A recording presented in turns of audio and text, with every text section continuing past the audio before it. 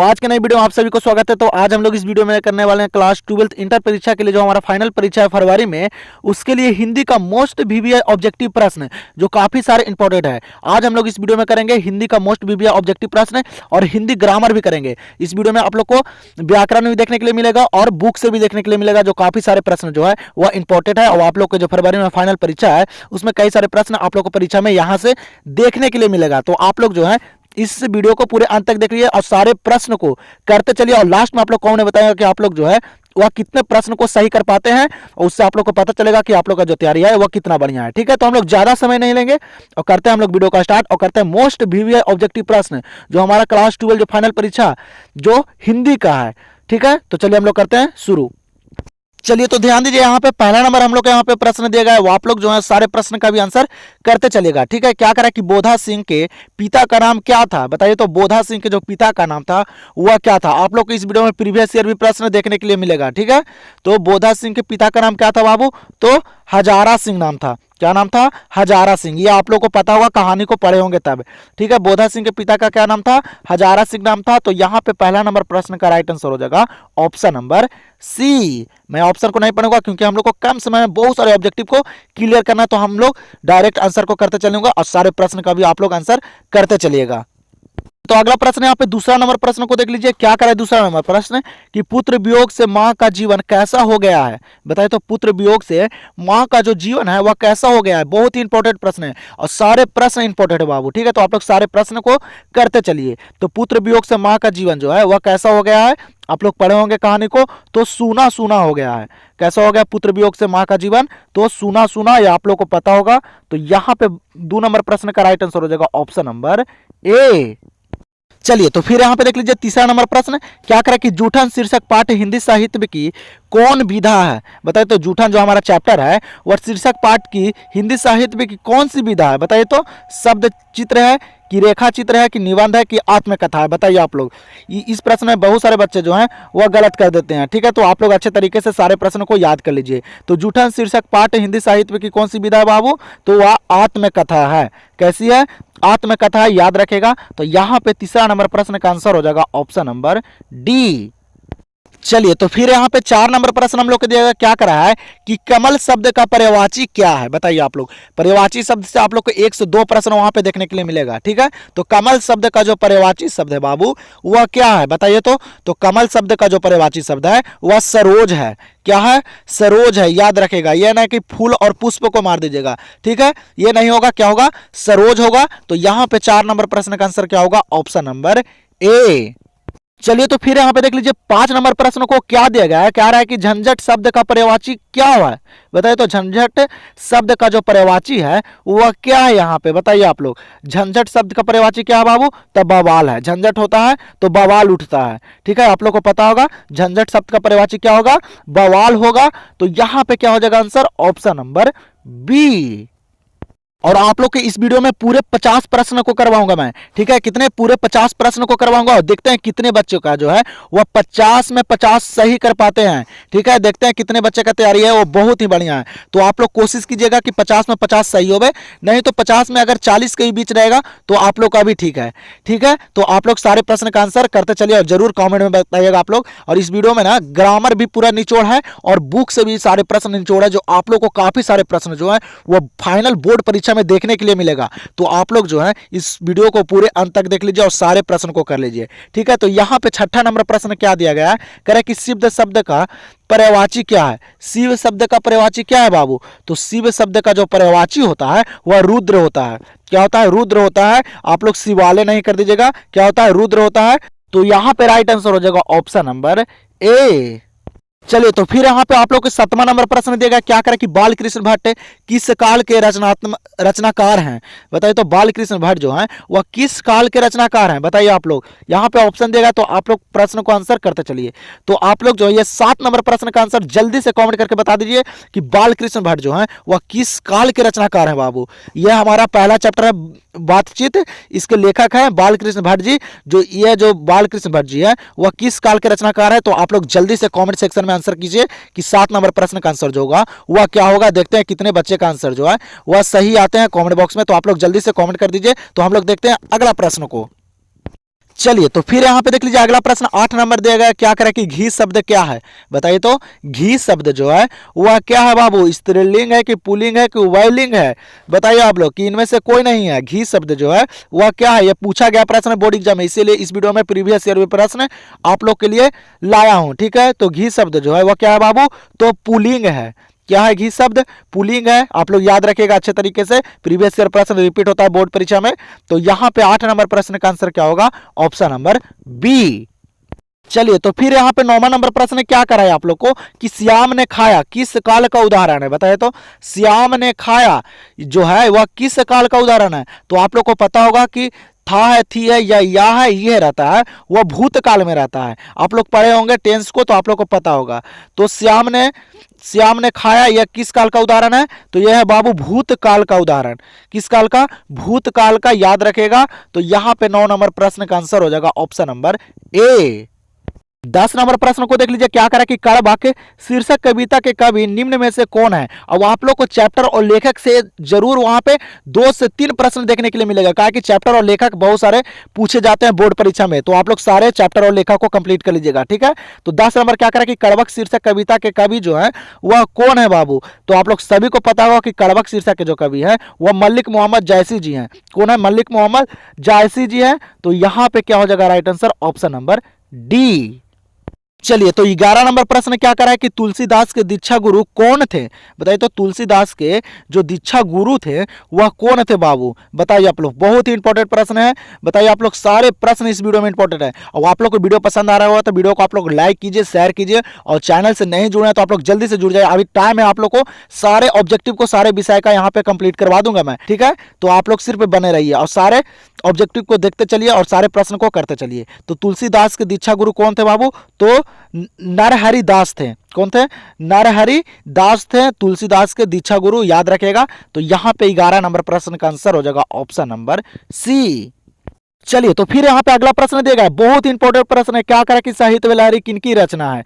बताइए तो, ये बोर्ड एग्जाम में पूछा गया प्रश्न है। बताइए तो साहित्य लहरी जो है वह किनकी रचना है बाबू? बताइए साहित्य लहरी किनकी रचना है? तो आप लोग को पता होगा कि सूर्यदास की रचना है। साहित्य लहरी किनकी रचना है बाबू? तो सूर्यदास की रचना है। तो यहाँ पे क्या हो जाएगा right answer? Option number A. चलिए तो अगला प्रश्न यहाँ पे देख लीजिए, 13 नंबर क्या करा है कि कुड़माई का क्या अर्थ होता है? क्या करा है कि कुड़माई का क्या अर्थ होता है? बताइए आप लोग, कुड़माई का अर्थ क्या होता है बाबू? तो होता है क्या? मंगनी होता है। क्या होता है कुड़माई का अर्थ? मंगनी। तो यहां पे राइट आंसर हो जाएगा ऑप्शन नंबर बी। चलिए तो फिर यहाँ पे अगला प्रश्न क्या करा कि कारक के कितने भेद हैं? बताइए तो कारक के कितने भेद होते हैं? बताइए, ये बोर्ड एग्जाम में पूछा गया प्रश्न है। तो कारक के कितने भेद होते हैं बाबू? तो 8 भेद होते हैं। कारक के कितने भेद? 8 भेद। याद रखेगा। तो यहां पे राइट आंसर हो जाएगा ऑप्शन नंबर ए। फिर यहाँ पे 15 नंबर प्रश्न क्या करा है कि भरपेट शब्द में उपसर्ग क्या है? और आप लोग से उपसर्ग और प्रत्यय से वहां 2 से 3 प्रश्न जरूर देखने के लिए मिलेगा। तो आप लोग उपसर्ग और प्रत्यय को अच्छे तरीके से जान लीजिए। ठीक है, तो क्या करें कि भरपेट शब्द में उपसर्ग क्या है बाबू? तो बता देता हूं, जो उपसर्ग होता है वह आगे वाला वर्ड होता है, और जो प्रत्यय होता है वह लास्ट वाला जो उसका अर्थ होता है। ठीक है, तो यहाँ पे क्या करें कि भरपेट, भरपेट में जो आगे भर आ रहा है वो हो जाएगा उपसर्ग। क्या हो जाएगा? उपसर्ग क्या हो जाएगा? तो भर हो जाएगा। तो यहाँ पे राइट आंसर क्या हो जाएगा? Option number A. और ऑप्शन को अच्छे तरीके से पढ़कर आंसर कीजिएगा। ठीक है, चलिए तो फिर यहाँ पे अगला प्रश्न 16 नंबर क्या करें कि ओ सादा नीरा शीर्षक पाठ का संबंध किस विधा से है? बताइए तो ओ सादा नीरा जो चैप्टर है बाबू, उसका जो संबंध है वह किस विधा से है? वह कहानी है, निबंध है, उपन्यास है कि नाटक है? क्या है वो? तो ओ सादा नीरा जो चैप्टर है वह क्या है? निबंध है। ठीक है, क्या है? निबंध है। आप लोग याद रखेगा। तो यहां पे राइट आंसर हो जाएगा ऑप्शन नंबर डी। तो 17 नंबर प्रश्न क्या करा है कि गायक शब्द का स्त्रीलिंग रूप क्या होगा? क्या करा कि गायक शब्द का जो स्त्रीलिंग रूप होगा वह क्या होगा बाबू? तो गायिका होगा। क्या होगा? गायिका। और गायिका किस प्रकार से लिखाता है? तो यहां पे देख लीजिए ऑप्शन नंबर बी में। ठीक है, गायिका होगा। तो यहां पे राइट आंसर क्या है? Option number B. आप लोग इस वीडियो में बहुत सारे ग्रामर भी करवा रहे हैं कि ग्रामर से आप लोग को एक भी प्रश्न बोर्ड परीक्षा में छूटे ना। तो आप लोग सारे ग्रामर को भी देख लीजिए, बहुत सारे ग्रामर का प्रश्न है इस वीडियो में और बुक से भी कई सारे प्रश्न हैं। तो आप लोग सारे प्रश्न का कीजिए आंसर और आप लोग लास्ट में जरूर कमेंट बताइएगा कि आप लोग जो है वह कितने प्रश्न को सही कर पाए हैं। तो यहाँ पे क्या करा कि रामपुरवा कहाँ है बताइए, तो ये बुक से प्रश्न है।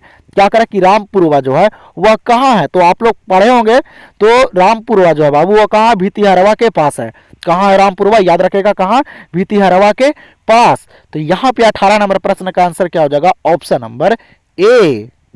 चलिए अगला प्रश्न यहाँ पे क्या करा कि देशभक्ति शब्द कौन समास है बताइए, तो देशभक्ति शब्द जो है वह कौन सा समास है। तो यहाँ पे क्या हो रहा है, देश का भक्ति, देश का भक्ति यहाँ पे कौन सा समास हो जाएगा, तो तत्पुरुष समास हो जाएगा। देशभक्ति कौन सा समास है, तत्पुरुष समास है। तो यहाँ पे राइट आंसर हो जाएगा ऑप्शन नंबर ए।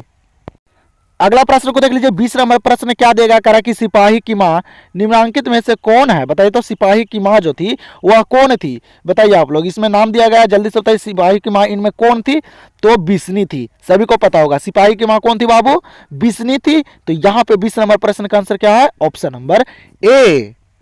चलिए तो 21 नंबर प्रश्न यहाँ पे देगा, क्या करा कि भगत सिंह निम्नलिखित में से किस प्रदेश के थे। भगत सिंह जो थे वह कहाँ के थे, तो भगत सिंह कहाँ के थे बाबू, तो वह पंजाब के थे। कहाँ के थे भगत सिंह, तो पंजाब के थे, याद रखेगा। तो यहाँ पे राइट आंसर हो जाएगा ऑप्शन नंबर बी। फिर यहाँ पे अगला प्रश्न क्या करा कि वत्सल्य भाव के सर्वोपरि कवि निम्न में से कौन है बताइए, तो वत्सल्य भाव के सर्वोपरि कवि जो है वह कौन है बाबू, तो सूरदास है। याद रखेगा कौन है, सूरदास है। तो यहाँ पे 22 नंबर प्रश्न का आंसर क्या हो जाएगा, ऑप्शन नंबर सी। चलिए तो फिर यहाँ पे देख लीजिए, अगला प्रश्न दिया गया उपसर्ग से, क्या करा है कि दुर्बल शब्द में उपसर्ग क्या है। तो हम बताए थे आगे वाला वर्ड उपसर्ग हो जाता है, ठीक है। तो दुर्बल शब्द में आगे क्या आ रहा है, तो दुर्बल में आ जाएगा दूर। क्या आ जाएगा, दूर आ जाएगा। तो यहाँ पे आंसर हो जाएगा ऑप्शन नंबर बी। और आप लोग को वीडियो पसंद आ रहा है बाबू, तो वीडियो को आप लोग को लाइक करना जरूर न भूलिएगा। और चैनल से नहीं जुड़े तो आप लोग जल्दी से चैनल से जुड़ जाइए, क्योंकि आप लोग को ये जनवरी महीना सिर्फ ऑब्जेक्टिव को क्लियर करवाऊंगा, जिससे आप लोग को एक भी प्रश्न बोर्ड परीक्षा में छूट कर नहीं आएगा। अब ज्यादा समय भी नहीं है, आप लोग जितना भी पढ़ाई पे फोकस कर सकते हैं, दम जी जान लगा सकते हैं। तो आप लोग एकदम अच्छे तरीके से एकदम पढ़ाई कीजिए। चलिए तो देखते हैं हम लोग अगला प्रश्न को। अगला प्रश्न यहाँ पे क्या करें कि हिंदी में पदबंध के कितने भेद हैं, ये भी याद रखेगा। क्या करें कि हिंदी में पदबंध के कितने भेद हैं, तो हिंदी में जब पदबंध का भेद पूछेगा बाबू तो वह 5 होते हैं। कितने होते हैं, 5 होते हैं, याद रखेगा। तो यहाँ पे आंसर हो जाएगा ऑप्शन नंबर ए। फिर यहाँ पे 25 नंबर क्या करें कि पुत्र वियोग शीर्षक कविता कैसी रचना है बताइए, तो पुत्र वियोग शीर्षक कविता जो है वह कैसी रचना है। वो आप लोग को एकदम बहुत ही वीवीआई प्रश्न इस वीडियो में मिलने लगा, जो काफी सारे इंपॉर्टेंट है, ठीक है। तो पुत्र वियोग शीर्षक कविता जो है कैसी रचना है बाबू, तो वह शोक गीत है। कैसी कविता है, तो शोक गीत है, याद रखेगा। तो यहाँ पे राइट आंसर हो जाएगा ऑप्शन नंबर ए। फिर यहाँ पे अगला प्रश्न क्या करा कि जयप्रकाश नारायण की रचना का नाम क्या है। जो जयप्रकाश नारायण जी जो चैप्टर लिखे हैं बाबू उसका नाम क्या है, तो जयप्रकाश नारायण जी कौन सी चैप्टर लिखे हैं, तो संपूर्ण क्रांति लिखे हैं। कौन सी चैप्टर, संपूर्ण क्रांति। तो यहाँ पे आंसर क्या हो जाएगा ऑप्शन नंबर सी। फिर अगला प्रश्न क्या करा कि जयशंकर प्रसाद की रचना कौन है। आप लोग को बताए थे कि चैप्टर से वहां बहुत सारे प्रश्न देखने के लिए मिलेगा, तो आप लोग चैप्टर को भी अच्छे तरीके से क्लियर कर लीजिए, ठीक है। तो जयशंकर प्रसाद की रचना कौन है बाबू, तो जयशंकर प्रसाद जी जो चैप्टर लिखे हैं वह तुमुल कोलाहल कला में लिखे हैं। क्या लिखे हैं, तुमुल कोलाहल कला में। तो यहाँ पे क्या हो जाएगा right answer option number A. चलिए तो फिर यहाँ पे अगला प्रश्न क्या करा कि तुलसीदास का स्थायी निवास स्थान कहाँ था बताइए, तो तुलसीदास का जो स्थायी निवास स्थान था वह कहाँ था बाबू, तो वह काशी में था। कहाँ था, काशी में था, आप लोग को पता होगा। तो यहाँ पे क्या हो जाएगा right answer option number B. अगला प्रश्न क्या करा कि सूरदास का जन्म स्थान कहाँ है बताइए, तो सूरदास का जो जन्म हुआ था वह कहाँ हुआ था। तो सूरदास का जन्म कहाँ हुआ था बाबू, तो सीही में हुआ था। कहाँ हुआ था, सीही में, याद रखेगा। तो यहाँ पे राइट आंसर हो जाएगा ऑप्शन नंबर ए। चलिए तो फिर यहाँ पे देख लीजिए 30 नंबर प्रश्न क्या करा है कि नाभादास किस कवि के समकालीन थे। क्या करा कि नाभादास जो थे वह किस कवि के समकालीन थे बाबू, तो वह तुलसीदास के समकालीन थे। किसके, तुलसीदास के, याद रखेगा। तो यहाँ पे आंसर क्या हो जाएगा ऑप्शन नंबर बी।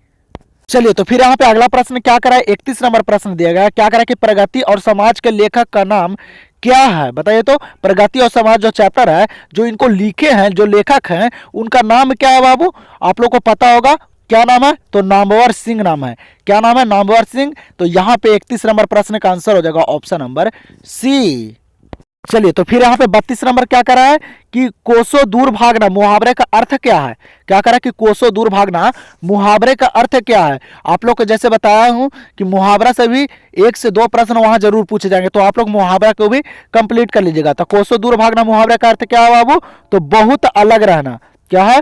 बहुत अलग रहना, याद रखिएगा। तो यहाँ पे क्या हो जाएगा right answer? Option number A. फिर यहां पे देख लीजिए 33 नंबर प्रश्न क्या करा कि हाथ का मैल होना मुहावरे का अर्थ क्या है? और ये प्रश्न बोर्ड एग्जाम में पूछा गया प्रश्न है, तो इस वीडियो में प्रीवियस ईयर भी प्रश्न है बाबू। तो हाथ का मैल होना मुहावरे का अर्थ क्या है बताइए आप लोग? जल्दी से आप लोग सारे प्रश्न का आंसर करते चलिए और लास्ट में जरूर बताइएगा। तो हाथ का मैल होना मुहावरे का अर्थ क्या है बाबू? तो तुच्छ होना है। क्या है? तुच्छ होना, याद होगा आप लोग को। तो यहां पर राइट आंसर हो जाएगा ऑप्शन नंबर डी। चलिए, तो 34 नंबर प्रश्न देगा क्या करा कि कलीराम हेडमास्टर किस पठित पाठ का पात्र हैं? बताइए तो जो कलीराम जो है, जो हेडमास्टर थे, वह किस चैप्टर का, मतलब किस पाठ का पठित पात्र है? बताइए तो किस चैप्टर में थे? तो वह थे बाबू जूठन में। जूठन में थे कौन? कलीराम हेडमास्टर जो थे, जो काम करवाते थे उनको से ओम प्रकाश वाल्मीकि से, वही हेडमास्टर थे जो झाड़ू लगवाया था। ठीक है, आप लोग को याद होगा। तो यहाँ पे क्या हो जाएगा right answer? Option number B. लोग को ना इस वीडियो में टोटल 50 प्रश्न करवाऊंगा और देखते हैं कितने बच्चों को 50 में 50 सही होते हैं।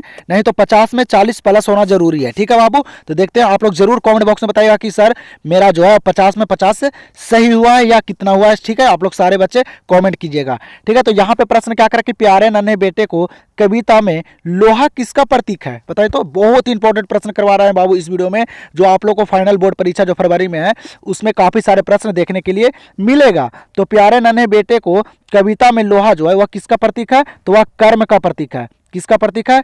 कर्म का प्रतीक है, याद होगा। तो यहां पे आंसर हो जाएगा ऑप्शन नंबर डी। चलिए, तो फिर यहाँ पे 36 नंबर प्रश्न देगा क्या करा कि चंद्रधर शर्मा गुलेरी की कितनी कहानियां हैं? बताइए तो। चंद्रधर शर्मा जो गुलेरी जी हैं उनकी कितनी कहानियां हैं बाबू? तो उनकी जो कहानियां हैं वह 3 कहानियां हैं। कितनी कहानियां चंद्रधर शर्मा गुलेरी की? तो 3 कहानियां। तो यहां पे राइट आंसर हो जाएगा 36 नंबर का ऑप्शन नंबर ए। मैं ऑप्शन को नहीं पढ़ रहा हूं क्योंकि हम लोग को कम समय में ज्यादा ऑब्जेक्टिव को क्लियर करना है। ठीक है, तो यहाँ पे 37 नंबर को देख लीजिए क्या करा कि बालकृष्ण भट्ट किस काल के रचनाकार हैं? बालकृष्ण भट्ट जी जो हैं वह किस काल के रचनाकार हैं? तो वह है बाबू भारतेंदु युग के रचनाकार। किस काल के? भारतेंदु युग के। आप सभी को पता होगा। तो यहाँ पे राइट आंसर हो जाएगा ऑप्शन नंबर ए। चलिए, तो फिर यहाँ पे क्या करा अगला प्रश्न कि हीरा शब्द कौन संज्ञा है? बताइए तो हीरा जो है वह कौन सा संज्ञा है? बताइए, आप लोग के यहाँ पे ऑप्शन दिया गया है, संज्ञा से भी प्रश्न वहां पे देखने के लिए मिलेगा आप लोग को। तो हीरा शब्द जो है वह कौन सी संज्ञा है बाबू? तो वह द्रव्यवाचक संज्ञा, जिसे मापा या तौला जाए। ठीक है, तो हीरा क्या कौन सा संज्ञा है? तो द्रव्यवाचक है, आप सभी को पता होगा। तो यहाँ पे आंसर हो जाएगा ऑप्शन नंबर ए। चलिए, तो फिर यहाँ पे अगला प्रश्न क्या कर रहा है कि हाथ पैर शब्द कौन समास है? हाथ पैर जो है वह कौन सा समास है? तो आप लोग याद रखिएगा, जब भी उल्टा कहे, जैसे रात दिन, लोटा थारी, हाथ पैर, तो कौन सा समास हो जाएगा? तो द्वंद्व समास हो जाएगा। याद रखिएगा, कौन सा समास? द्वंद्व समास। तो यहाँ पे राइट आंसर हो जाएगा ऑप्शन नंबर बी। चलिए, तो फिर यहाँ पे अगला प्रश्न को देख लीजिए क्या करा कि लाना सिंह किस देश की ओर से युद्ध कर रहा था? बताइए तो। लाना सिंह जो थे वह किस देश की ओर से युद्ध कर रहे थे? तो आप लोग को पता होगा, इंग्लैंड की तरफ से। किधर? इंग्लैंड से। तो यहाँ पे राइट आंसर हो जाएगा ऑप्शन नंबर ए। चलिए, तो फिर यहाँ पे अगला प्रश्न दिया गया है आप लोग को क्या करा यहाँ पे कि सफल शब्द का विलोम शब्द क्या है? बताइए तो। सफल शब्द का जो विलोम है वह क्या है? बताइए तो, आप लोग सभी को पता होगा। तो सफल शब्द का विलोम क्या हो जाएगा? तो विफल हो जाएगा। क्या हो जाएगा? विफल हो जाएगा। यहाँ पे राइट आंसर हो जाएगा ऑप्शन नंबर सी। चलिए, तो फिर यहाँ पे अगला प्रश्न को देख लीजिए क्या करा है कि भक्तमाल निम्न में से किस कवि की रचना है? बताइए तो। भक्तमाल जो है वह निम्न में से किस कवि की रचना है? बताइए आप लोग। भक्तमाल कौन लिखे हैं? तो वह लिखे हैं नाभादास जी। कौन लिखा है बाबू? नाभादास जी लिखे हैं, याद रखिएगा। तो यहाँ पे 42 नंबर प्रश्न का आंसर हो जाएगा ऑप्शन नंबर ए। चलिए, तो फिर यहाँ पे देख लीजिए अगला प्रश्न बहुत इंपॉर्टेंट प्रश्न है और आप लोग को उच्चारण स्थान से भी 1 से 2 प्रश्न देखने के लिए मिलेगा। क्या करें कि गाह का उच्चारण स्थान क्या है? गा का जो उच्चारण स्थान है बाबू क्या है? तो जो क ख ग जो बोला जाता है ये पूरा वह कंठ से बोला जाता है। तो गा का उच्चारण स्थान क्या हो जाएगा? तो कंठ हो जाएगा। क्या हो जाएगा? कंठ हो जाएगा। तो यहाँ पे राइट आंसर हो जाएगा ऑप्शन नंबर ए। 44 नंबर प्रश्न को देख लीजिए क्या करें कि चा का उच्चारण स्थान क्या है? बताइए तो। चा का उच्चारण स्थान पूछ रहा है। तो चा का उच्चारण स्थान क्या होता है बाबू? तो चा का जो उच्चारण स्थान होता है वह तालु होता है। च छ ज झ जो बोला जाता है वह तालु से बोला जाता है, ये याद रखेगा आप लोग। तो यहां पे राइट आंसर हो जाएगा ऑप्शन नंबर ए। चलिए तो फिर यहाँ पे अगला प्रश्न 45 नंबर दिया गया है और इस प्रश्न का आंसर आप लोग कमेंट बॉक्स में दीजिएगा। क्या करा कि फा का उच्चारण स्थान क्या है? फा का जो उच्चारण स्थान है वह क्या है? तो इस प्रश्न का आंसर आप लोग जल्दी से कमेंट कर दीजिए कि फा का जो उच्चारण स्थान है वह क्या है, फा किस चीज से बोला जाता है। तो आप लोग जल्दी से इस प्रश्न का आंसर कमेंट कर दीजिए। तो हम लोग देखते हैं अगला प्रश्न को। चलिए तो यहाँ पे प्रश्न क्या करा है कि कवित्री का खिलौना क्या है? बताइए तो कवित्री का जो खिलौना था वह क्या था बाबू? आप लोग पढ़े होंगे कवित्री का खिलौना जो था वह क्या था? तो उसका पुत्र था। क्या था? उसका पुत्र थे जो जो मृत्यु हो गया था उनका पुत्र का। तो कवित्री का खिलौना कौन था? तो उसका पुत्र था, याद होगा आप लोग को। तो यहाँ पे राइट आंसर हो जाएगा ऑप्शन नंबर ए। चलिए तो फिर यहाँ पे अगला प्रश्न को देख लीजिए। क्या करा है कि विनोद कुमार शुक्ल का जन्म स्थान कहाँ है? बताइए तो विनोद कुमार शुक्ल जी का जो जन्म स्थान है वह कहाँ है बाबू? कहाँ इनका जन्म हुआ था? आप लोग यहाँ पे ऑप्शन दिएगा तो आप लोग जल्दी से आंसर कीजिए। तो विनोद कुमार शुक्ल जी का जो जन्म स्थान है वह कहाँ है? तो राजनांदगांव छत्तीसगढ़ में। कहाँ हुआ था जन्म? राजनांदगांव छत्तीसगढ़ में हुआ था विनोद कुमार शुक्ल जी का जन्म। तो यहाँ पे राइट आंसर हो जाएगा ऑप्शन नंबर बी। चलिए तो यहाँ पे 48 नंबर प्रश्न को देख लीजिए। क्या करा कि लोहे के चने चबाना मुहावरे का क्या अर्थ है? लोहे का चने चबाना मुहावरे का क्या अर्थ है बाबू? बताइए आप लोग। तो लोहे का चने चबाना जो मुहावरे का अर्थ है वह क्या है? तो कठिन परिश्रम करना। क्या है? कठिन परिश्रम करना लोहे के चने चबाने मुहावरे का अर्थ है। तो यहाँ पे राइट आंसर हो जाएगा ऑप्शन नंबर बी। चलिए तो 49 नंबर प्रश्न देगा। क्या करे कि मल्यज्ञ की रचना निम्न में से कौन है? बताइए तो मल्यज्ञ जी की जो रचना है वह इनमें कौन है? कौन लिखे हैं मल्यज्ञ? तो मल्यज्ञ जी जो लिखे हैं रचना बाबू वह हंसते हुए मेरा अकेलापन लिखे हैं। कौन सा चैप्टर लिखे हैं? हंसते हुए मेरा अकेलापन। तो यहाँ पे 49 नंबर प्रश्न का राइट आंसर हो जाएगा ऑप्शन नंबर ए। चलिए तो हम लोग यहाँ पे लास्ट प्रश्न दिया गया 50 नंबर प्रश्न। इसके बाद आप लोग कमेंट में बताइएगा कि आप लोग को जो है वह 50 प्रश्न में कितने प्रश्न सही हुए हैं, आप लोग कितने प्रश्न को सही कर पाए हैं। और जितना भी प्रश्न इस वीडियो में करवाए हैं सारे प्रश्न इंपॉर्टेंट है और आप लोग को काफी सारे प्रश्न यहाँ से देखने के लिए मिलेगा फाइनल बोर्ड परीक्षा फरवरी में जो हमारा है हिंदी का, उसमें। तो आप लोग जो है कॉमेंट में जरूर बताइएगा कि आप लोग जो है 50 प्रश्न में कितने प्रश्न को सही किए हैं। और वीडियो आप लोग को पसंद है तो वीडियो को आप लोग लाइक और शेयर जरूर कीजिएगा। और चैनल से नहीं जुड़े तो आप लोग जल्दी से चैनल से जुड़ जाइए। तो 50 नंबर प्रश्न क्या करा कि जूठन शीर्षक पाठ के रचनाकार निम्न में से कौन है? जूठन शीर्षक पाठ के रचनाकार जो है वह कौन है? जूठन चैप्टर कौन लिखे हैं बाबू? तो आप सभी को पता होगा कि जूठन चैप्टर जो लिखे हैं वह ओम प्रकाश वाल्मीकि जी लिखे हैं।